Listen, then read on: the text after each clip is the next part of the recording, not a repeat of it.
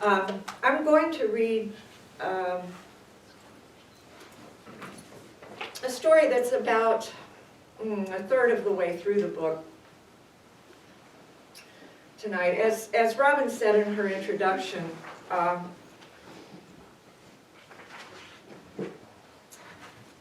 this book deals with the same group of characters through over 30 years.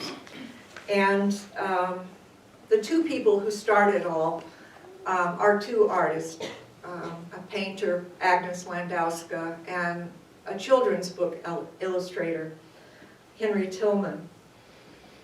From a chance meeting at an art gallery one night, everything else resonates. Everything happens from that moment. I think everything is pretty self-explanatory in the story. All I will say about it is that it's a story prompted by a telephone call from Henry Tillman's son, Ben, who's a young painter who comes up later in the book. It's called After. When the telephone rang this evening, I let the machine pick up as usual, but after the first few words, I was across the room with the receiver in my hand. "Miss Landowska, you don't know me. My name is Ben Tillman, and my father was a friend." The voice sounded so like his father's, Henry himself might have been at the other end of the line. But Henry never telephoned. A clean break is the cliche he used. He wanted nothing that would ache on days when there was a promise of rain. For 35 years, Henry's had his own room in my imagination, a quiet place where the lights have gradually grown dim. All that time, he's been standing at the black window, watching harbor lights twinkle faintly in the distance, listening to the sea wind blow.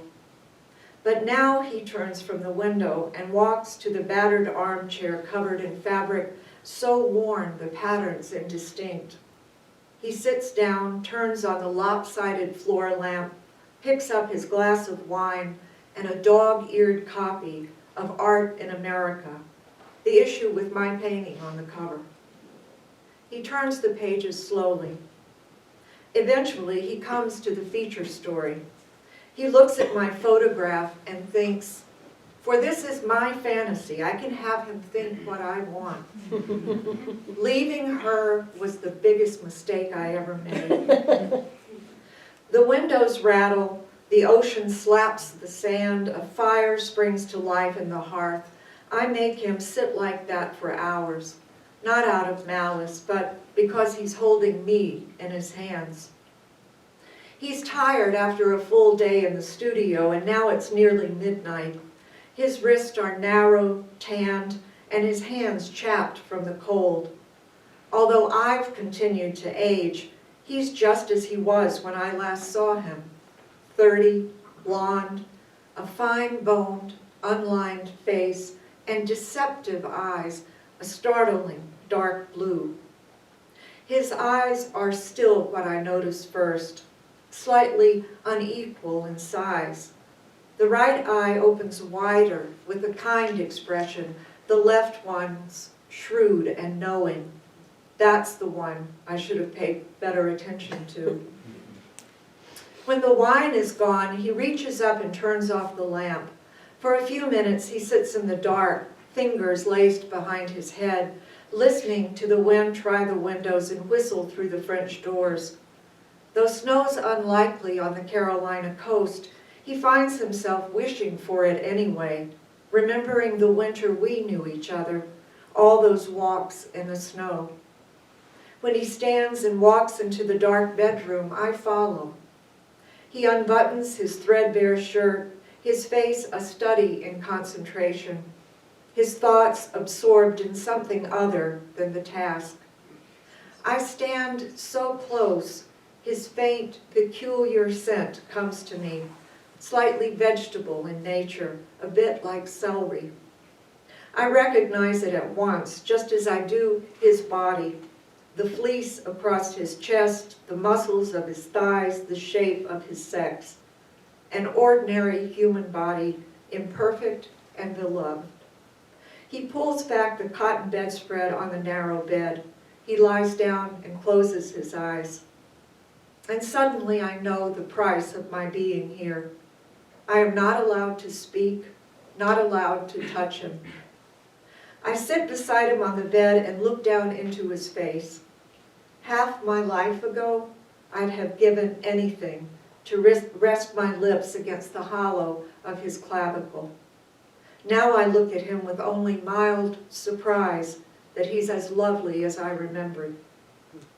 He falls asleep, and as I watch, he wades into a scene of final, perfect peace, where the dark sky snags the ocean in its net of stars, leaving a line of phosphorescence in the sand. Gone, just like that, eternally out of reach. Miss Landowska, his son says, are you still there? Still there. The cottage in Carolina was the only house he ever mentioned. He described the rooms, the view, the smell so vividly, I sometimes still dream of it, though for all I know it was no more real than I was, a temporary fantasy of another kind of life. He placed the cottage in the dunes, a stone's throw from the sea, shingled it in cedar, painted blue trim around the doors and windows. The Gullah people say blue keeps away the haints, he explained as we hiked our borrowed upstate woods. Headed back to our friend's cabin that frigid afternoon, the sky like silvered glass, I laughed and said, in Poland, farmers paint their cottages blue when their daughters are old enough to marry. I remember from my childhood. So, he said and smiled, the same color both entices and keeps away. Beneath the edge of his navy blue watch cap, his brows gleamed gold and his eyes wrinkled at the corners. I put my gloved hand against his cheek, thinking, if you leave me, you'll regret it all your life. With an arrogance of which only the young are truly capable, I assumed my love gave me a moral right to Henry. The notion that someone I wanted so fiercely might be destined to spend his life with someone else, it never crossed my mind. The ache in my chest when we were apart had a cure, and the cure was simple. If someone had told me then that the ache would become steady and natural as breathing, that the pain of losing Henry was the needle that would stitch my life together, what would I have said? Well, impossible is one word that comes to mind.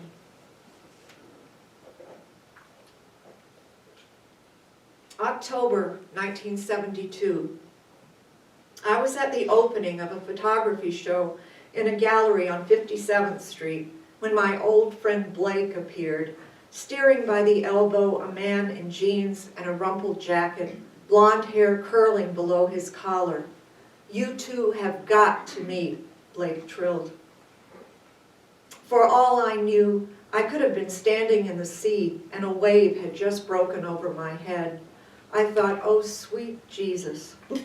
Even after so long, I can summon back the way Henry's eyes held mine, how his body angled to close the space between us as he reached out to take my hand. His palm against my fingers felt calloused, a square, thick hand with a light touch. I don't recall what we talked about as we stood drinking wine in a corner of the room, or even whose photographs were on display. All that surfaces is that he mentioned he lived in Philadelphia, was only in town for a few days to meet with publishers interested in his illustration work. The reception ended and we stepped outside into a spectacular autumn rain, the kind that makes you almost remember that New York is on the ocean. As we huddled in the doorway, he said, how about we get some coffee? I said, oh hell, let's keep drinking wine. We started walking to a bar that we vaguely remembered being in the neighborhood, getting soaked before we'd gone more than a block or two. As we approached Columbus Circle, he said he'd like to see my work. I said, I have a bottle of wine in my studio. We can kill 2 stones with 1 bird. As long as I knew him, he teased me about that slip of the tongue. My studio was just another room in my apartment in the Garment District, the one with the best light. Riding the subway downtown in silence, our bodies swaying against each other slightly, I realized my young husband was at a conference, something I'd forgotten. I mean, I literally forgot for a while that I was married. Meeting Henry erased Edward from my mental map. When I looked at Henry's hands grasping the pole just above mine, his wedding ring winked back. Henry looked at me, his face serious, and in that moment I had the visceral realization that my life was about to change. In the studio, I moved the paintings out so Henry could see them, then went to the bedroom and took off my wet clothes. I dressed in a loose sweater and jeans, something deliberately unsexy. I toweled my hair dry and combed it straight behind my ears. I put on my glasses. I told myself that there was nothing wrong with inviting a fellow painter in to look at my new work. All we had talked about so far was painting and photography. For a moment, I even imagined my husband and Henry becoming such good friends that Edward would champion his work, review it enthusiastically as he could not do with mine, get other critics interested. Without ever setting eyes on Henry's paintings, I began to like the idea of being important to his career. Barefoot, I walked into the kitchen, uncorked a bottle of Cabernet, and brought the bottle and 2 glasses to the doorway of the studio. I've learned a lot over the years about people by the way they look at paintings. Henry sat in the old wooden chair I pulled out for him, elbows on his knees, pure concentration on his face. He was soaking wet. Occasionally he'd stand and move closer to a painting, crouch to see it better, move it here or there to better catch the light. This went on until I handed him his glass and he said, I knew from talking to you that they'd be good, but I had no idea how good. And how good are they? He went on to tell me, I've never had anyone look so closely at my work or talk about it so incisively. He seemed to understand my aims immediately and how I was trying to reach them. He saw where I was struggling. He made links between my work and that of painters I hadn't even thought about, but when he said their names, I saw how a little study might be useful. He said, I'm a painter in only the loosest sense of the word. Really, I'm an illustrator. But Agnes, you're going to be a really great painter. I smiled. I had the good grace to say, thank you, and not what I was probably thinking, which was, going to be? I've never lacked confidence in my paintings, though nearly everything in my studio that night would eventually be destroyed or painted over, as I kept pushing myself further, moving deeper into pure abstraction. Some of those paintings I literally cut into pieces and collaged onto other canvases. When we finally left the studio, he was shivering, so I sent him into the bathroom with a towel and instructions for the dryer. While he took a hot shower and dried his clothes, I sat on the sofa drinking wine, smoking, telling myself that in the 3 years I'd been married, I'd never been unfaithful to my husband, and there was no need to begin complicating my life now. When he came into the living room, all washed and dried and rumpled, I looked at him and realized I cared very little about complications. I poured us both another glass of wine, and we started talking about the parts of our lives that had less to do with painting. Even then I knew that we were sketching in the rough outlines of what we were getting into. He wanted to hear the story of how I'd left Poland, and I simplified as best I could, although back then leaving Poland was never a simple story. He told me about the medical illustration work he did in Philadelphia, where his wife attended grad school. Somewhere along the line, I must have mentioned that Edward was in California until Monday. But soon those lives seemed so much less interesting than painting, and so we went back to talking about painting. Somewhere in the middle of my telling him what I liked and didn't like about Fairfield Porter's work, Henry leaned across and kissed me. Then he took my hands and kissed inside each palm. 2 days later, he left my apartment for the train back to Philadelphia, and I began to know the numbing sprawl of emptiness, of going through the motions. I welcomed Edward home, painted every day, met friends for dinner, but this life became a sham after I'd been with Henry.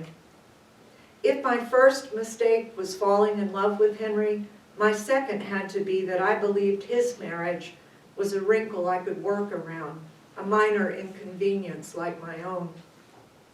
I should say that secrecy was in neither of our natures. While the advice columnists insist, he cheats on her, he'll cheat on you. She strays once, she'll never be faithful. We both knew this was an anomaly in our lives, one we hardly had a choice in. What was between us felt like destiny, as corny as that sounds. What I didn't realize then, destiny is simply an excuse invented to explain bad choices and missed opportunities.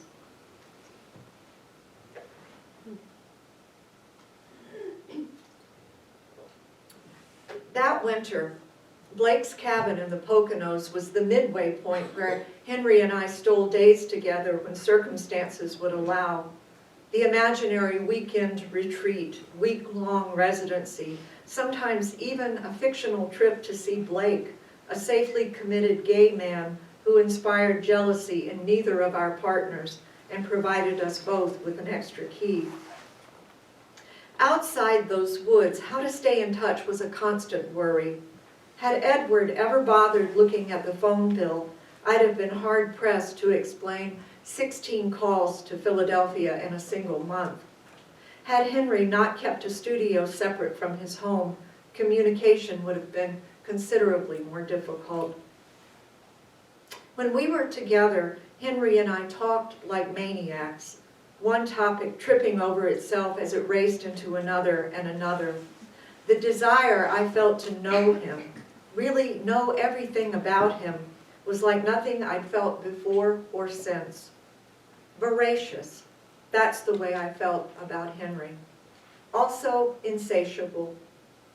One afternoon, he answered the telephone and my first words to him were, "Did you have recurring dreams in childhood?" Another time it was, "Who taught you to read?" I think of Henry one particular November midnight, the first time we met at Blake's. As we shivered in the cabin's doorway, watching snow dust the hemlocks on the hill, I leaned against him, took his cold hands in mine, and held them against my breast. Our bodies fit together perfectly from the start, two halves of something broken and rejoined, if briefly.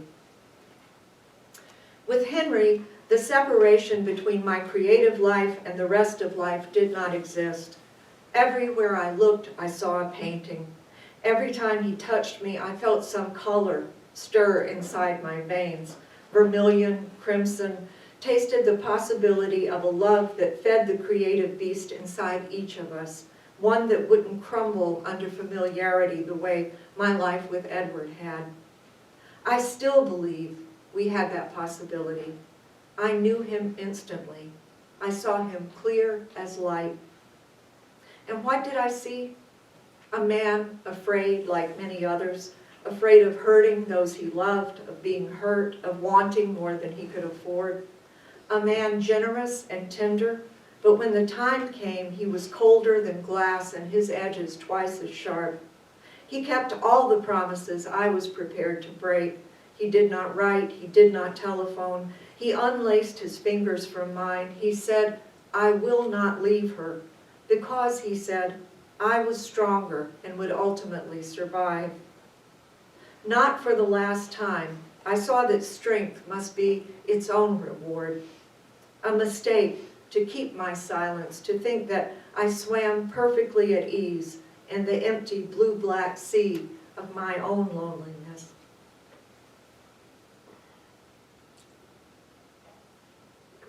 In a house surrounded by woods, I nurse a bedtime glass of wine as I walk from room to room, no one to bother about except a brindled mutt named Mayo, who snuffles at my footsteps, her wrinkled brow heavy over cataract-clouded eyes.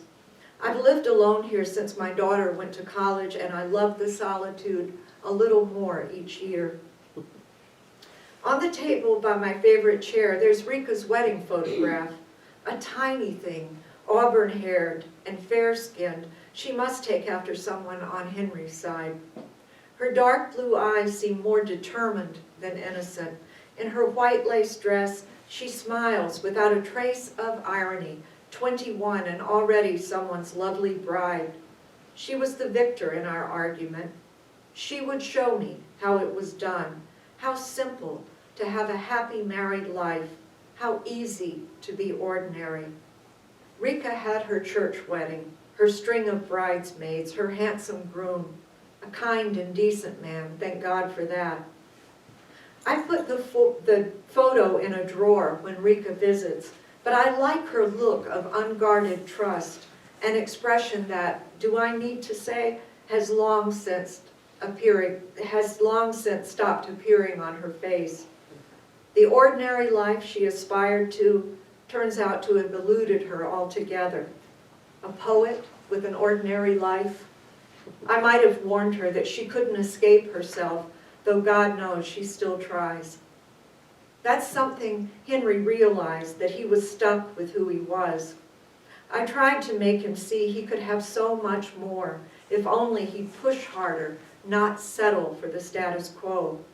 You can't escape yourself, but you can transcend your limitations if you're determined.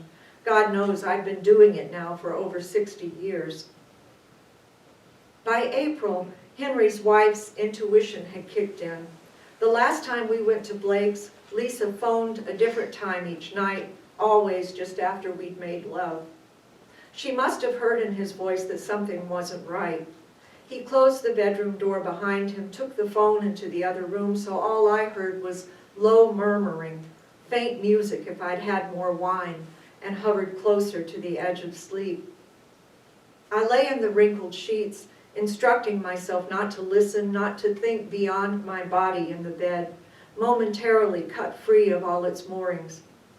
Through the uncurtained window, some nights I watched stars glint in the black sky, on others watched spring snow fall. Certain that I was losing him, I felt a bit at sea. Henry came back to bed cold, and wordlessly we lay close, no lies turning us from one another. What could we have said? We were at the far remove of each other's lives, even as we lay skin to skin, pages of a story we already knew the end of. My fingers timed the blood beating in his wrist, each second an increment of years we wouldn't share. In my body, Rika had already taken hold. Love's trajectory always seems a river, unless it snags early on. I found myself behind the dam of my own inability to move forward. My one shred of real happiness became the sieve I wove my life around. Henry wasn't the last man who ever loved me. He wasn't the handsomest, most intelligent, most talented, but he was the man I loved. 6 months we stole bits of a life together, but by spring we both knew this was nothing we could sustain. Emotionally stripped bare, unable to paint, hardly civil to anyone but each other, we either had to make a life together or break it off entirely. Henry knew I would have left everything to be with him. I told him so, flat out, in the plainest words I knew, and saw the hesitation on his face. Too late, I realized that, even with Henry, I should have played the game. Too late, I recalled my mother's old world advice. Indifference is the way you keep a man. The cold April morning, we sat at the table, looking out at the rain. He covered my hands with his and said, "It will kill her if I leave." I said, "Rubbish. Eventually she'll be fine." He was quiet for a while. Then he said, "I'm sorry, Agnes, I have to go." 6 weeks later, I woke one morning and found myself in a new place, knowing neither customs nor language. Leaving Edward asleep in the same bed where I had first made love with Henry, I made my way down the cool, dark hall to my studio. I made a pot of tea, and while it steeped, I mixed paint on the broad glass palette I still use. I stood beside the window as I worked, occasionally glancing up the smudge-colored sky that would eventually brighten to gray. The city at this hour, in its relative silence, gave me the closest thing I knew to peace. I looked at my reflection in the black glass, angular and plain as always. Seeing myself like that, I knew I continued to exist. As I lifted my first cup of tea to my lips, a sea of nausea caught me in its undertow. I didn't have to wrinkle my brow, calculate dates, suspect I had the flu. I knew the source immediately, and that the child I'd conceived had not come from my occasional late-night grapplings with Edward. I worked on the painting, allowing myself to hope that I could, with a single phone call, unravel the exile Henry had placed me in. The May morning I dialed Henry's number in Philadelphia, my only thought was how to keep him on the line. You must not write, you must not telephone. When there was no answer, I tried again another hour, then another day, then every day for the best part of a week. Finally, I called Blake. "I assume you know about the fellowship," he said. "He's already left for Paris." "Paris?" I said weakly. I hadn't known about the fellowship, but I did know that nothing about a fellowship is instantaneous. He'd applied for it months before, had already won it when he last saw me. It forced his hand. Which one of us would he take to Paris? We lived in a different age. No cell phones, no email, nothing that could be private in that way between lovers. Blake gave me Henry's address and phone in Paris.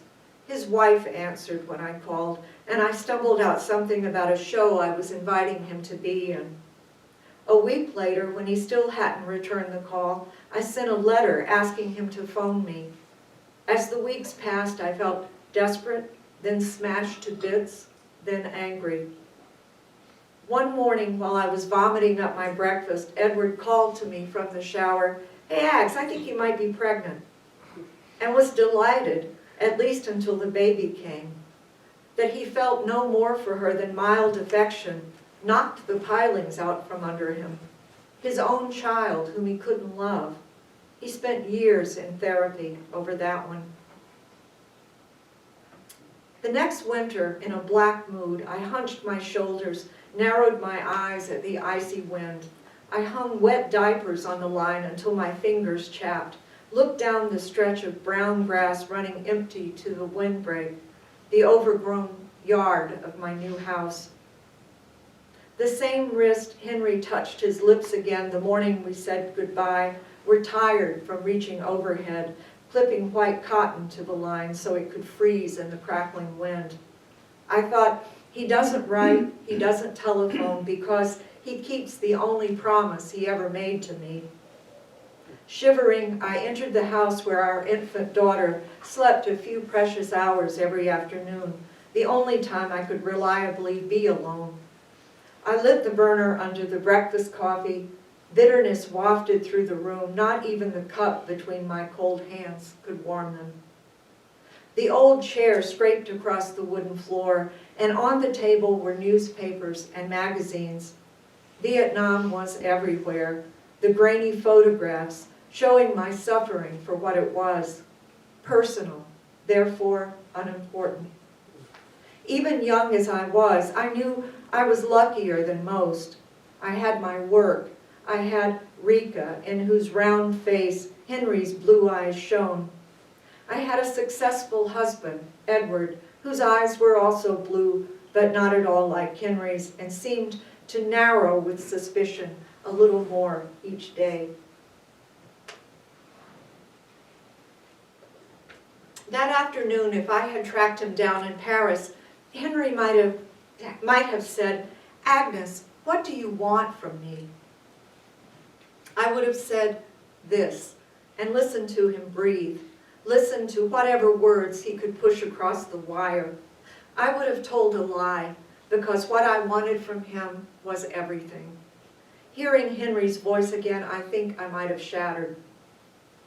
There's a photo of me, dated May 1974, tall and bony in a dark sweater and jeans, sitting on the bed with Rika, who can't even sit alone. Edward took the picture, which must account for my unbrushed hair, the sea of newspapers on the floor, the lace unraveling from the spread. If something needed repair or was out of place, Edward had the gift of making me see it. A tiresome quality, as it turned out. If I could point to the thing most out of place in that picture, the thing most desperately in need of repair, it would be me. At 34, I looked a decade older, haggard, shell-shocked, a plume of gray visible in my dark hair. I had some strange sense of nobility, as if by keeping the heartache to myself, I had proof that I could survive anything life would ever throw my way. Some days in the studio, I painted while Rika screamed in her playpen, and I thought, this is what a woman does. She picks up the pieces and puts them back together in a semblance of a whole, and if there's something missing, only she knows, and carries on without it, without sympathy, without consolation. Nothing but the sheer force of her will gets her through each bloody moment, day after day, until the blessed end. What I didn't know then, work was all I could rely on. When Henry was gone, and then Edward, and eventually even Rika, I still had my painting. I look back on myself in those days with pity, as I still thought love would be what saved me. Instead, what saved me was standing in front of the canvas day after day after day, even when it was blank. Sometimes I'd do nothing but clean my brushes, terrified that this is all I'd ever be able to do again. The good months, the good years sometimes when I was lucky, when the work came easily, I thought I had finally arrived and that the fallow times were behind me. Eventually I came to see that it's a cycle. Sometimes the work comes steadily, sometimes it's famine or feast, but even when the field is dry and there's no promise of rain, you still have to be out there, staring up at the sky, ready when the first drop falls.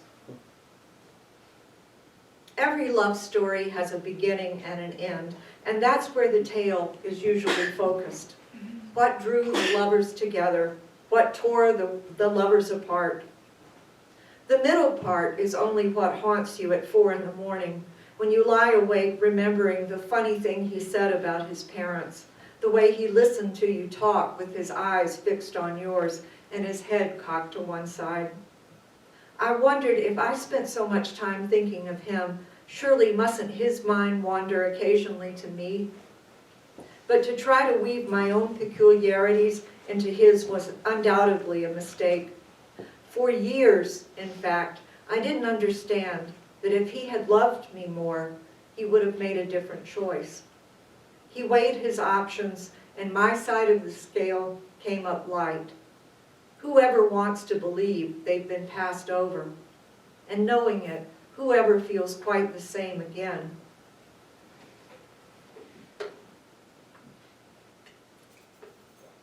Mayo lies at my feet, snoring, resigned that her routine's been disrupted for the night. Resignation, patience, two qualities not in my original oeuvre. I still have neither in abundance, but if we're put on this earth to learn what doesn't come naturally to us, I've had lessons enough for a doctoral degree. It's past midnight and I sit by the window looking over my patch of woods, the barren yard of the 1970s now grown thick with trees. In the stillness, the snow seems a white page on which the lines are drawn, and each line a tree branch. I pour myself another glass of wine and look at the name and number written on the pad beside the phone. Ben Tillman. How strange, the memory of a voice, the memory of sound. Unheard for decades, yet I knew it instantly.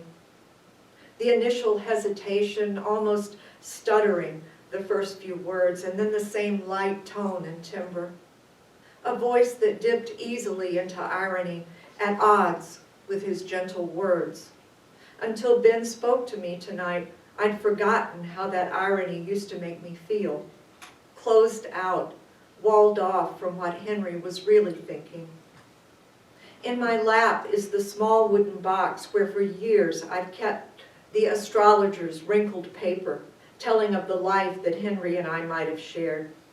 So many times I was tempted to send it to him as if it were proof of something. Henry would have laughed at me for putting faith in hocus pocus. We make our own reality, Agnes, he used to say when I cursed fate or luck. Astrology? I might as well have cited proclamations from the oracle. Henry might have been touched by my optimism. He might have laughed at my superstition, but mostly he'd have been annoyed that I hadn't done as he'd asked. You must not write or telephone. We have to make a clean break. Because how much easier that was, finally, for him. The wooden box holds stones, an iron hinge, a shard of broken blue pottery, a button from Henry's black winter coat, an empty cigarette pack folded into a red and white square, topped with silver foil. Where did I collect this detritus of our sliced-up life? In the moments between his leaving and my own. Mornings when he was in the shower. Afternoons when we climbed through the evergreen woods, our fingers laced together like two ordinary people with a lifetime opening out ahead of us. The box contains my silence. It contains the feeling of the cold window I pressed my forehead against the morning I watched him walk down the gravel drive to his car. My last sight of him, his palm raised behind a rain-splashed windshield. Complete idiocy, I think now, not to have opened the door and run outside, and when he stopped the car, told him that by nightfall we could be in Carolina at his cottage by the sea, where we'd write the necessary letters, make the necessary phone calls that would allow us to begin a life together. And why not? Many people have done things just as difficult, looked into the eyes of the person they swore they'd spend their one life with, and said, I take it back. I made a mistake. It's someone else I love. Words that take courage to speak. Rika was nearly a year old when I ran into Blake at a party for someone up and coming in New York. He'd avoided me since the awkwardness about Henry and the fellowship. He was nervous enough about his role in our affair. Edward's reputation as a critic was taking off, and back then, I was just another painter. When Blake saw me walking across the room, his face fell. He said that, yes, he'd heard from Henry. After France, he was back in Philadelphia, where he was once again doing illustration work and a little freelance graphic design. Is Lisa with him? I asked. Agnes, he said, as if I'd asked something obvious. Of course she is. They've been together since they were 12. Are they happy? I demanded.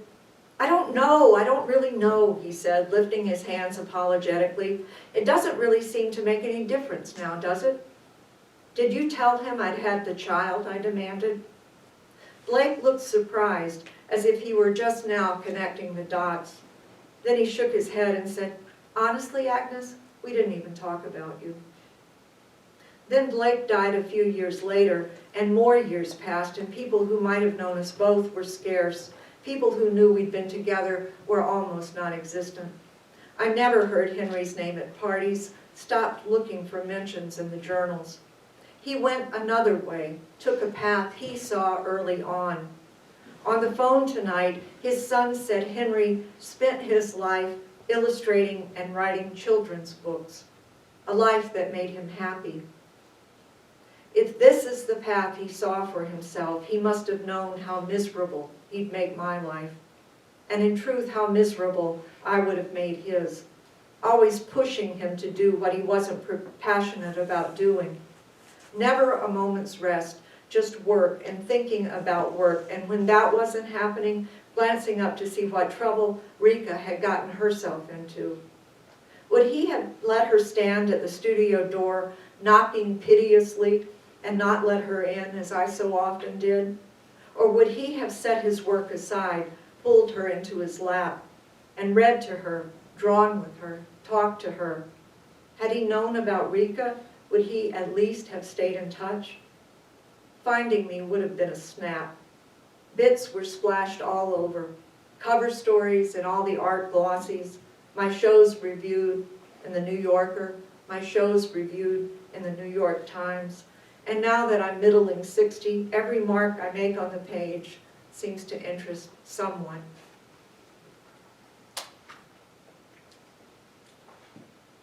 On the phone tonight, for every question I asked, Ben had an answer, and I pasted it in alongside what I already knew. What I had imagined wrongly, I covered up with new bits of information. "How's your mother?" I asked the concerned family friend. "Good," he said, "she's good. She came to the funeral." "Your parents divorced?" "Long time ago," he said. "Mom left when I was 12, and well, I stayed with my dad." Mom left. Lisa, the fragile one who couldn't have survived alone. So simple, after all, to leave. I wanted to ask for the particulars, why she left, how Henry had reacted, but Ben was already telling me how late in Henry's life, there was another wife, much younger, and a baby girl. Some real happiness at last, he said.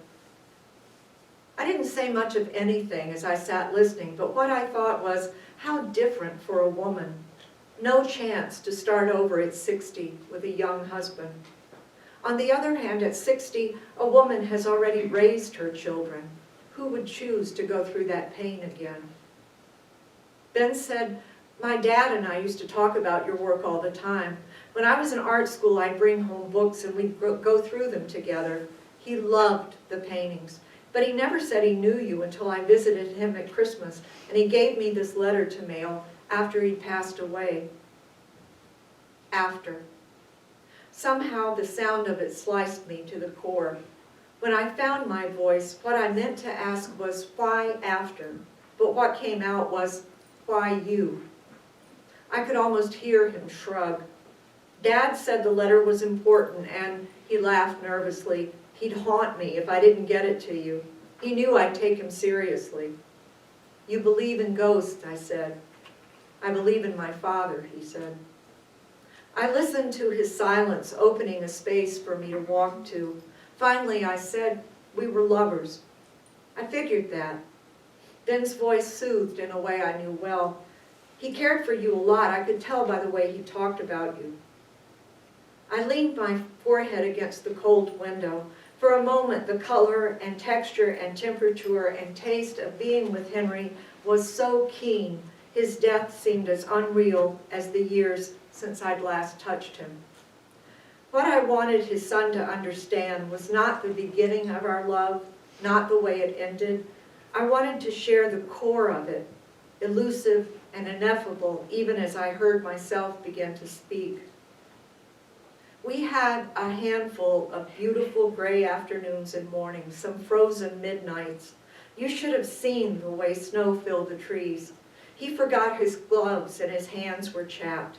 We walked the woods like children, picking up stones, tree bark, whatever looked interesting. He knew what everything was called, every tree and plant, every creature, and after, I paused, uncertain where my thoughts were going to take me.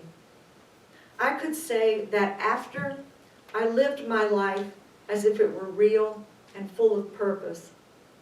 I could say that after, I knew my life was a shadow of what it could have been. And the sheer ribbon of black ice between these truths was where I balanced. It's where I balance still. On the other end of the line, Ben waited. The silence stretched out past awkwardness. He was giving me time to pull myself together. He was good at this. I remembered Henry patiently waiting for me to calm down after he said he wouldn't see me again, waiting for me to realize that our time together was already at an end. "Ben," I said. "I'm here," he said gently. I sat up straight and looked back at myself from the window glass, white-haired, white-faced, the black receiver cupped against my ear. I held on to it with both hands. "Dear heart," I said, "can you understand this? At the moment, I wish he'd never been born." Thank you.